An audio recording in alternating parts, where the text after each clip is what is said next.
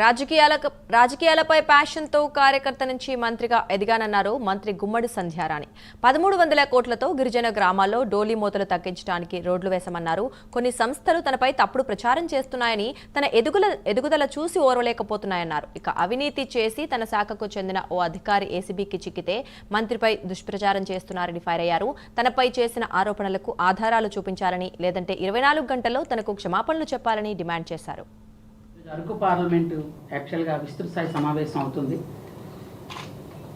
ఈరోజు ఇక్కడ ఒక 2 రోజుల క్రితం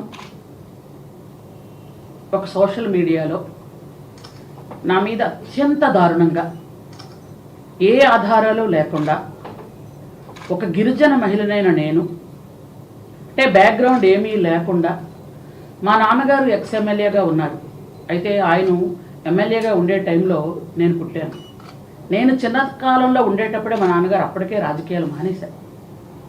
ఆ రోజు నుంచి ఈ రోజు దాకా రాజకీయాలు చేయాలి, ప్రజాసేవ చేయాలి అని ఒక ప్యాషన్తో ఒక గిరిజన మహిళగా, ఒక సామాన్య కార్యకర్తగా వస్తూ అంచెలంచెలుగా నేను పార్టీలో ఎదుగుతూ ఈరోజు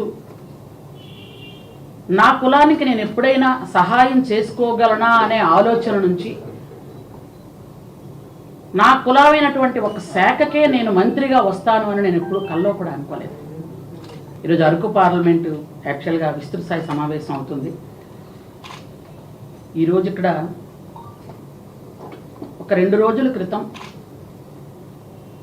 ఒక సోషల్ మీడియాలో నా మీద అత్యంత దారుణంగా ఏ ఆధారాలు లేకుండా ఒక గిరిజన మహిళనైన నేను, అంటే బ్యాక్గ్రౌండ్ ఏమీ లేకుండా, మా నాన్నగారు ఎక్స్ఎమ్మెల్యేగా ఉన్నారు. అయితే ఆయన ఎమ్మెల్యేగా ఉండే టైంలో